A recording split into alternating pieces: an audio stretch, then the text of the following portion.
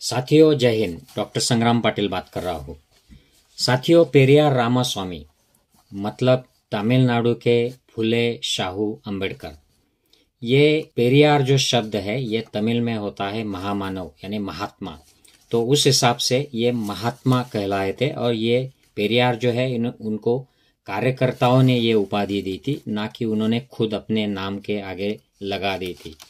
तो इनके बारे में इस वीडियो में मैं आपसे संक्षिप्त में बात करूंगा। खास करके उनके जो विचार है, उनका जो सारांश है वो 10 मुद्दों में आपके साथ शेयर करूंगा। लेकिन उसके पहले मैं उनकी जो जीवन प्रवाह था, उनका जो जीवन था, उसको मैं आपके साथ पॉइंट वाइज शेयर करता हूँ। तो साथियों, पेरियार रामास्वामी, इनका जन्म 17 सितंबर 1879 को हुआ था। उनकी मदर माँ का नाम था चिन्नाबाई और फादर थे वेंकटप्पा नायकर। तो ये वेंकटप्पा नायकर जो थे ये शूद्र कम्युनिटी के थे। ये इसलिए बता रहा हूँ कि इनका जो प्रभाव हुआ, जातीयवाद का जो प्रभाव पेरियार रामास्वामी पर हुआ, उसको आगे जाकर उन्होंने जो विद्रोही उनकी विचारधारा बनी और जो उन्होंने कृति की, उससे यह संबंधित है। तो वेंकटप्पा नायकर ये सेल्फ मेड बिजनेसमैन थे। ये बहुत बड़े बिजनेसमैन हो गए थे और वो रिच फैमिली थी। हालांकि शूद्र होने की वजह से उनको कई और चीज़ों का सामना करना पड़ता था। तो स्कूल में तो ये ठीक से पढ़ नहीं पाए थे, उनका मन नहीं लगा रामास्वामी पेरियार का। तो उन्होंने स्कूल छोड़ दिया और अपने फादर के साथ वो जुड़ गए बिजनेस में।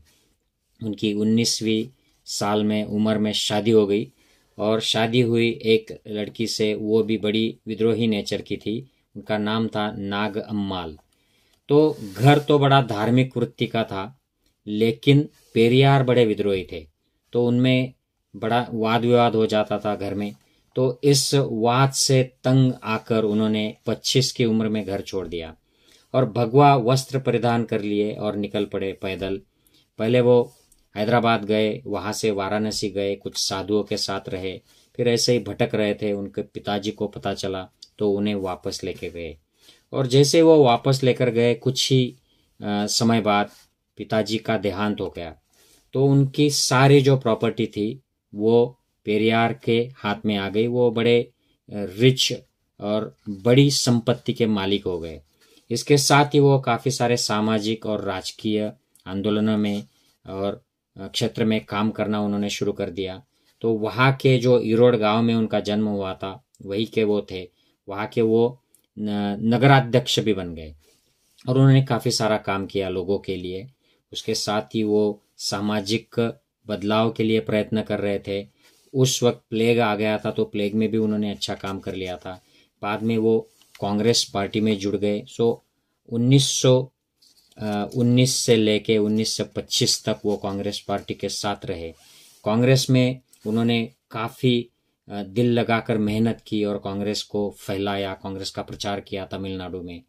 और लेकिन कांग्रेस में जो हर एक पोस्ट पर ऊपर से लेकर नीचे तक तमिलनाडु में ब्राह्मण वर्ग के लोग हुआ करते थे, तो उनको उस पर आपत्ति थी और काफ़ी सारा जो व्यवहार था वहाँ की कांग्रेस का वो ब्राह्मणवादी था। तो वो उसके खिलाफ उन्होंने आवाज़ उठा दी थी। बाद में फिर कांग्रेस के जो अस्पृश्यता विरोधी आंदोलन था, जो बड़ा फेमस है, वाइकोम आंदोलन कहा जाता है उसको, इसमें उन्होंने हिस्सा लिया था, इसका नेतृत्व किया था। और वहाँ के जो राजा है त्रवणकोर के महाराज, उन्होंने उनको इनवाइट किया था। वो उनके दोस्त थे अच्छे, लेकिन उन्होंने इनविटेशन को नकार दिया और अपने आंदोलन पर डटे रहे। उनको जेल भी जाना पड़ा और इसका रिजल्ट यह आया था कि अस्पृश्य को उनके मौलिक अधिकार है, मानवीय अधिकार है, वो प्रदान किए गए थे। ये कांग्रेस का सक्सेसफुल आंदोलन था। गांधी जी के असहकार आंदोलन में भी उन्होंने हिस्सा लिया। दारूबंदी, शराबबंदी का जो आंदोलन था उसमें भी उन्होंने पार्ट लिया। उसके लिए उन्होंने खुद के खेत में जो ताड़ के वृक्ष थे, ताड़ी के 1000 वृक्ष काट दिए थे दारूबंदी के आंदोलन में हिस्सा लेने के लिए। बाद में उन्होंने हिंदी जो भाषा का डोमिनेंस बढ़ रहा था, वो थोपी जा रही थी, उसको भी विरोध किया। हम देखते हैं कि शुरू में पेरियार रामास्वामी काफ़ी प्रो हिंदी थे। उन्होंने अपना घर भी दे दिया था हिंदी के प्रचार के लिए। लेकिन बाद में उन्हें ऐसे पता चला कि हिंदी भाषिक साहित्यिक जो है उनका साहित्य काफ़ी ब्राह्मणवादी है, विषमतावादी है, और ये हिंदी की जो डोमिनेंस पैदा करना चाहते हैं वे लोग बड़े जातीयवादी है, वर्ण वर्चस्ववादी है। तो इसका वहाँ के तमिलनाडु के गैर ब्राह्मणों को, बहुजनों को कुछ फायदा ही नहीं होने वाला था। इसलिए उन्होंने वो डोमिनेंस जो बढ़ रहा था उसको रोकने के लिए हिंदी को और नॉर्थ इंडिया का डोमिनेंस रोकने के लिए उनको भी विरोध करना शुरू किया था, ऐसा हम देख सकते हैं। फिर आगे जाकर एक बड़ी घटना घटी, वो थी तिरुनेलवेली गांव के शर्मा देवी गुरुकुल जो था, ये बड़ा ब्राह्मण डोमिनेटेड गुरुकुल था। यहाँ पर गैर ब्राह्मण को एडमिशन मिलना मुश्किल था, और मिल भी जाता तो उनके साथ बड़ा विषमता भरा व्यवहार किया जाता था। उनको खाना भी अलग से दिया जाता था, पढ़ाई उनकी अलग से होती थी, बहुत बुरी तरह से उनको मिसट्रीट किया जाता था। और इस शर्मा देवी गुरुकुल को कांग्रेस पार्टी की तमिलनाडु की जो शाखा थी उसकी तरफ से 10,000 रुपये डोनेट करने का उस वक्त एक डिसीजन हुआ। वो 1920s की बात थी, तो ये आज के ज़माने में ये काफ़ी करोड़ रुपए हो जाएंगे साथियों। तो इसको पेरियार रामास्वामी ने अपोज किया था, लेकिन फिर भी एक ब्राह्मण मंत्री जो थे कांग्रेस के, उन्होंने ये पैसे दे दिए थे इस स्कूल को। तो इस बात से ये काफ़ी एंग्री हो गए थे और उन्हें थाम ली थी कि मैं इस ब्राह्मणवाद को ख़त्म करूंगा पॉलिटिक्स से, कांग्रेस से। अगर ये नहीं मिटता है तो मैं कांग्रेस को ही यहाँ से मिटा दूंगा तमिलनाडु से। तो वो काफ़ी उससे नाराज हो गए थे। फिर उन्होंने 1925 को कांग्रेस छोड़ दी और एक सेल्फ रिस्पेक्ट मूवमेंट, स्वाभिमान आंदोलन जिसे कह सकते हैं, ऐसा शुरू किया अपने जो समविचारी मित्र थे, नेता थे, उनके साथ मिलकर, जिसकी बाद में जस्टिस पार्टी तैयार हो गई। इस समय पेरियार यूरोप के दौरे पर कुछ साल, 2-3 साल के लिए गए थे, और उनको वहाँ पर यूरोप, रशिया पर में जो साम्यवाद था उसका पेरियार रामास्वामी पर काफ़ी गहरा असर हुआ था। और वापस आने के बाद उन्होंने जो राजनीति की उसमें भी उसका असर देखा जा सकता है।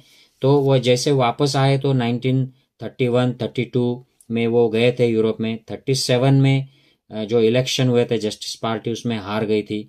38 में पेरियार रामास्वामी जेल में थे किसी वजह से, और उस वक्त उनको अध्यक्ष बना दिया गया था। तो 1944 में जस्टिस पार्टी का नामांतर हो गया था और उसको कहा गया द्रविड़ कजगम। और 49 में पेरियार रामास्वामी के ही एक अनुयायी थे अन्नादुराई, उनमें और पेरियार रामास्वामी में मतभेद हो गए, वो सेपरेट हो गए द्रविड़ कजगम से, और उन्होंने अपनी खुद की एक पार्टी निकाली, उसका नाम है DMK, द्रविड़ मुन्नेत्र कजगम। और ये पार्टी का जो शुरुआत थी ये पेरियार रामास्वामी के बर्थडे के दिन, यानी कि 17 सितंबर 1949 को किया गया था। तो वो रिस्पेक्ट करते थे, लेकिन एक मतभेद हो गए थे, तो उन्होंने वो रास्ता छोड़कर अपनी DMK अलग पार्टी बनाई थी, जो पार्टी आज भी वहाँ पर सत्ता में है। और ये पूरी पेरियार रामास्वामी की विद्रोही और सेक्युलर विवेकवादी विचारसरणी पर चलती है। और बात यह है कि पेरियार रामास्वामी इसके बाद सामाजिक और राजकीय जीवन में रहे। अपने भाषणों द्वारा, लेखनी द्वारा और अपने विचारों द्वारा उन्होंने समाज में, राजनीति में बदलाव लाने के प्रयास किए। और आज उनके जाने के बाद लगभग 50 साल हो गए, फिर भी तमिलनाडु के राजनीति में, वो कोई भी पॉलिटिकल पार्टी हो, ये सेक्युलरिज्म, विद्रोह ये कायम है। कोई भी ब्राह्मणवादी पॉलिटिक्स वहाँ पे नहीं चलता है, आज भी नहीं चलता है। RSS BJP आज तक वहाँ पर सक्सेसफुल नहीं हो पाई है। इसका सारा क्रेडिट ये पेरियार रामास्वामी के विद्रोही, समतावादी, सेक्युलर जो विचार थे उसको जाता है। तो साथियों, मैं इसके आगे आपको पेरियार रामास्वामी के जो 10 विचार है, जो इस वीडियो का मेन टॉपिक है, उनके बारे में बताऊंगा, संक्षिप्त में बताऊंगा। तो पहला जो विचार है साथियों इनका, यह है कि पेरियार रामास्वामी ब्राह्मणवाद पर बड़े सख्त थे, उसके खिलाफ थे, और वो मानते थे कि इसी विचारसरणी की वजह से लोगों की दुर्दशा हुई है, लोगों की प्रोग्रेस रुकी है, और ये सुधर नहीं सकता है ब्राह्मणवाद। इसको जड़ से मिटाना ही सबके फायदे की बात है, ब्राह्मणों के भी फायदे की और बहुजनों के भी फायदे की बात है।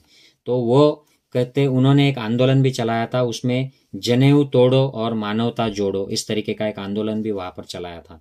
तो ब्राह्मणवाद के बड़े खिलाफ उनके विचार थे। दूसरा जो उनका जो आंदोलन था, विचार थे, वो थे इरविन इल्लई। ये उन्होंने किताब ही निकाली थी। इसका मतलब है ईश्वर एग्जिस्ट ही नहीं करता है, कोई ईश्वर नहीं है। तो इसके द्वारा ये नास्तिकतावाद भी फैलाते थे और लोगों में जो ईश्वर के नाम से जो पाखंड चल रहा है, विषमता, जातीयता जो ईश्वर प्रणीत बताई जाती है, इसके खिलाफ भी यह अभियान उन्होंने पूरे जीवन भर चलाया था। तीसरा जो इनका विचार था, ये देवालय यानी मंदिरों के खिलाफ था। मंदिरों में जो करप्शन होता है, जो वहां पर अनैतिकता चलती है, विषमतावाद चलता है, उसके वो खिलाफ थे। और उस वहां पर जो पैसा जमा इकट्ठा होता है, लोगों की लूट की जाती है, इनका मानना था कि मंदिरों की जो संपत्ति है ये बहुजनों के एजुकेशन के लिए, उनके विकास के लिए यूज करनी चाहिए। और मंदिर जो है अगर ऐसा नहीं करते हैं तो वो जबरदस्ती उनसे सरकार ने ये अपने ताबे में लेकर उसको लोगों के विकास के लिए ये इस्तेमाल करना चाहिए, क्योंकि ये लोगों से ही इकट्ठा किया हुआ लूटा हुआ पैसा है।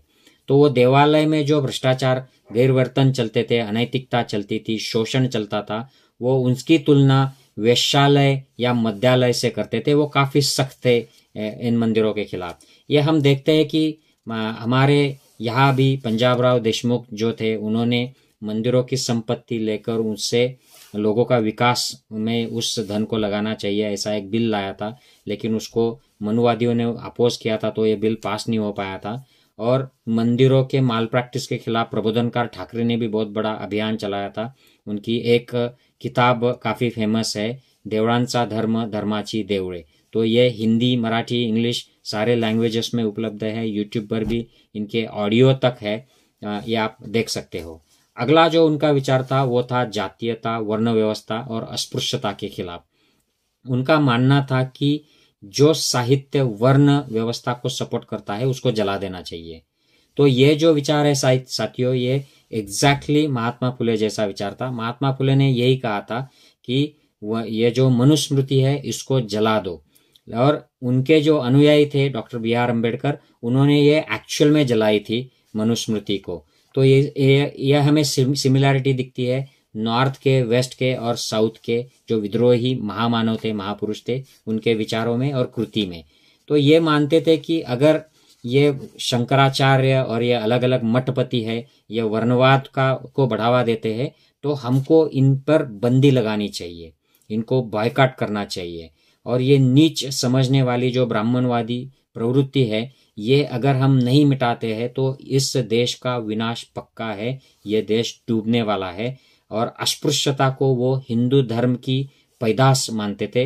ये खास हिंदू धर्म में पैदा की गई एक ट्रेडिशन है और कहीं भी नहीं है अस्पृश्यता, ऐसा उनका मानना था, जो कि सही बात है। और अंधश्रद्धा, कर्मकांड, पाखंड पर भी वो बड़े सख्त विचार रखते थे। अपनी कृति भी उसके खिलाफ उनकी रहती थी। और रूढ़ी, मान्यता, परंपरा जो भी लोगों के विवेक के खिलाफ है, जो भी उनका शोषण करती है, उनको वर्ण व्यवस्था में बनाए रखती है, ऐसे ग्रंथ, ऐसे प्रथाएं, ऐसी रूढ़ियां उनके वो खिलाफ थे। और इसके लिए वो ग्रंथों को और रूढ़ियों को तो जिम्मेदार मानते ही थे, लेकिन जो शिक्षा प्रणाली उस वक्त अस्तित्व में थी उसको भी वो जिम्मेदार मानते थे। वो कहते थे कि ये शिक्षा प्रणाली उच्च वर्णीयों के फेवर में है और बहुजनों के अगेंस्ट है। हम देखते हैं आज की शिक्षा प्रणाली भी काफी हद तक वैसी है, वो बहुजनों को कंसिडर नहीं करती है, उनके खिलाफ काफी सारी उसकी जो नीतियां है वो होती है, और वो सवर्णों को फेवर करने वाली नीतियां होती है। और अगला जो है स्त्री गुलामी के खिलाफ वो काफी सख्त बात किया करते थे, लिखते थे और एक्शन भी लेते थे। उनका मानना था कि जैसे जिन लोगों को सिंह, ये अलग अलग प्राणियों के लिए बनाया गया हुआ उनका राजा, इंचार्ज, कंट्रोलर लगता है, बिल्ली चूहों की कंट्रोलर है, उसी तरह से पुरुष ये महिलाओं के कंट्रोलर है। ऐसे मानने वालों को और ऐसी शिक्षा देने वाले ईश्वर को मिटा दो, उसको जला दो, ऐसा ईश्वर खत्म कर दो, ऐसा वो स्पष्ट तरीके से बात रखते थे। अपने पत्नी को वो कभी भी मंगल सूत्र पहनना या कोई भी कर्मकांड करना या मंदिरों में जाना, इसके लिए वो अनुमति नहीं देते थे। उसको पूरा उन्होंने विवेकवाद का एक पूरी तरह से उनको खुली छूट देके रखी थी, कोई भी उनको रेस्ट्रिक्शंस उन्होंने नहीं लगाए थे। और वो मानते थे कि स्त्रियों को अपनी शिक्षा के लिए, अपने हक के लिए लड़ना चाहिए। उनको ये हक मिलने चाहिए। ये हक न मिलने पाने की वजह से ही उन पर अत्याचार होते हैं, उनके बलात्कार किए जाते हैं और उनको दहेज भी देना पड़ता है महिलाओं को। अगला जो मुद्दा है साथियों, जो है विवेकवाद और स्वाभिमान के प्रति। वो कहते थे जो चीज़ आपकी बुद्धि को, विवेक को ठीक नहीं लगती है उसको स्वीकारना नहीं है। जो आपको स्वाभिमान के खिलाफ लगता है उसको स्वीकारना नहीं है।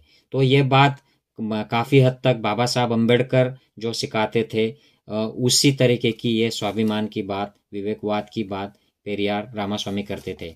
हिंदी की ज़बरदस्ती के वो बिल्कुल खिलाफ थे। जैसा मैंने कहा कि शुरू में तो वो हिंदी को प्रमोट करना चाहते थे, लेकिन हिंदी साहित्य और हिंदी की जो डोमिनेंस क्रिएट करने वाली जो टीम थी उनका जातीयता को सपोर्ट, वर्णवाद को सपोर्ट देखकर वो हिंदी के प्रचार के खिलाफ हो गए और वो नहीं चाहते थे कि ऐसी जातीयता और ऐसी अंधश्रद्धा जो हिंदी स्पीकिंग एरियाज में है, हिंदी समाज में है, वो तमिलनाडु में आए। अगर ये डोमिनेंस आता है तो इसका गैर ब्राह्मण समाज जो है तमिलनाडु के, उनको कोई भी फायदा नहीं होगा, हालांकि इससे नुकसान ही होगा। विषमता फैलेगी, अंधश्रद्धा फैलेगी और बैकवर्डनेस आएगा। तो ये विचार आज भी तमिलनाडु के पॉलिटिशियंस में हमें दिखाई देता है। हाल ही में एक तमिलनाडु के पॉलिटिशियन ने इसी तरह का एक स्टेटमेंट किया था कि हिंदी वाले राज्य में तो काफ़ी बैकवर्डनेस है, वहाँ पर बेरोजगारी है और वहाँ के लोग तो इधर उधर जाके छोटे मोटे नौकरियां करते हैं अलग अलग राज्यों में। इस तरीके का उन्होंने स्टेटमेंट दिया था। तो अगला जो है समाजवाद, वो यूरोप में जाकर आए थे, रशिया आए थे और वहाँ पे उन्होंने काफ़ी सारा अध्ययन किया था और उन पर समाजवाद, साम्यवाद, इनकी एक गहरी छाप रही और उसका उन्होंने आगे जो उन्होंने राजनीति की, समाज नीति की, उसमें भी इस्तेमाल किया। वो मानते थे कि मार्क्सवादी जो लोग हैं ये कारखानदारों के, उद्योजकों के खिलाफ बोलते हैं, ये कामगारों के लिए बोलते हैं, लेकिन ये ब्राह्मणवाद पर, जातीयवाद पर नहीं बोलते हैं, अंधश्रद्धा और ये मंदिरों के कर्मकांड पर नहीं बात करते हैं। इसका कारण यह है कि ज़्यादातर मार्क्सवादी जो नेता है, जो पॉलिटिशियन है, ये ब्राह्मण जाति से आते हैं, इसलिए उसका विरोध नहीं करते हैं, ऐसा उनका मानना था। और लास्ट में साथियों जो यंगस्टर्स के लिए काफ़ी इम्पोर्टेंट जो कार्यकर्ताओं को वो सुझाव देते थे कि आलस से बाहर आओ, जो काम कल करना है वो आज करो, जो आज करना है वो अभी करो और फिजूल के खर्चे कम करो ताकि तुम अपना जो धन है, पैसा है, वो अच्छी चीज़ों में, खुद के विकास में और समाज के विकास में, देश के विकास में लगा सकते हो।